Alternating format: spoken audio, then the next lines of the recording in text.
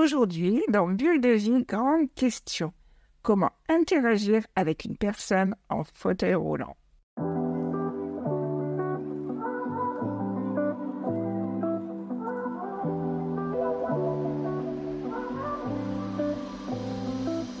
Bonjour à toutes et à tous, bienvenue dans Bulle de vie, votre rendez-vous hebdomadaire où nous brisons les préjugés sur le handicap pour ouvrir une fenêtre de compréhension et d'empathie.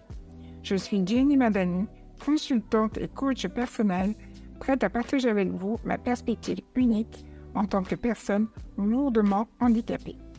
Chaque semaine, nous explorons ensemble une variété de sujets allant de l'éducation à la parentalité, en passant par l'emploi et les relations, le tout dans un espace de respect et d'authenticité. Que vous soyez une personne valide ou handicapée, je vous invite à nous rejoindre dans cette aventure de découverte et de dialogue ouvert. Bulle de vie n'est pas seulement un podcast, c'est une plateforme d'éducation et d'évolution du dialogue sur le handicap. C'est un lieu où chaque question, qu'elle soit grande ou petite, peut être posée et discutée avec respect et authenticité. Rejoignez-moi chaque semaine pour une nouvelle bulle de vie où nous apprendrons et grandirons ensemble, en construisant une communauté forte et unie, dépassant les barrières de l'ignorance et qui ont des liens d'entente et d'empathie. À très bientôt dans Bulle de vie.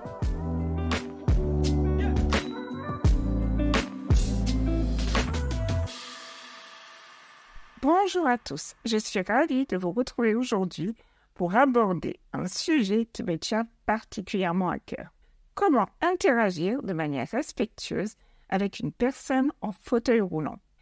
Il est essentiel de reconnaître que cette situation peut être assez délicate pour ceux qui la vivent au quotidien. Imaginez-vous assis dans une foule où tout le monde est debout et vous êtes la seule personne assise. C'est la réalité à laquelle de nombreuses personnes en fauteuil roulant font face chaque jour. Personnellement, j'ai la chance d'avoir un fauteuil équipé d'une fonction lift, ce qui me permet de monter mon fauteuil à hauteur des autres personnes debout. Cette fonction a révolutionné la manière dont je communique avec le monde qui m'entoure. Malheureusement, cette chance n'est pas donnée à tout le monde. Prenez un moment pour réfléchir à ce que cela signifie. Comment vous sentiriez-vous si vous deviez constamment regarder les autres depuis le bas, en essayant de capter leur attention et de vous faire entendre au milieu du bruit ambiant? Beaucoup d'entre nous en fauteuil n'ont pas assez de capacité respiratoire pour parler fort. C'est mon cas d'ailleurs. C'est pour ça que vous entendez souvent mon souffle un peu coupé. Le lift, il m'aide à surmonter ce problème. La première fois que je l'ai utilisé, j'ai vu la surprise dans les yeux des gens. Et rapidement, ils ont compris que cela améliorait considérablement nos échanges.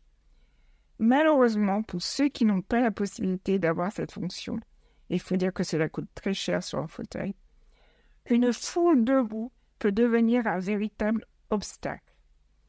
Imaginez un enfant essayant de se faire entendre au milieu d'un groupe d'adultes.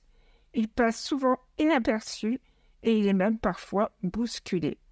C'est ce qui arrive assez souvent à des personnes en fauteuil roulant, qu'ils soient manuels ou électriques, dès lors qu'ils sont à la hauteur des ceintures des autres. Alors, que pouvons-nous faire pour rendre cette expérience plus équitable? Si vous croisez une personne au fauteuil roulant et que vous souhaitez lui parler, je vous encourage vivement à vous mettre à sa hauteur. Asseyez-vous à côté d'elle ou accroupissez-vous. Ce geste peut sembler minime, mais pour la personne en fauteuil, il signifie énormément. Il lui montre qu'elle est vue, entendue et respectée. La prochaine fois que vous vous trouverez dans une situation similaire, essayez de vous rappeler cette sensation d'infériorité que peut ressentir une personne en fauteuil quand quelqu'un est debout devant elle.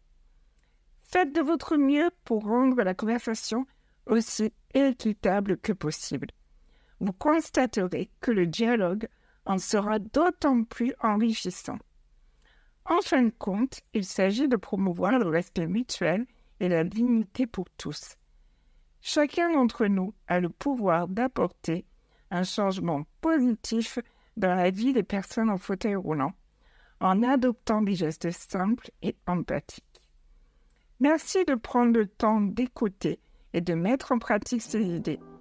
Ensemble, nous pouvons contribuer à créer un monde où chacun est traité avec équité et considération.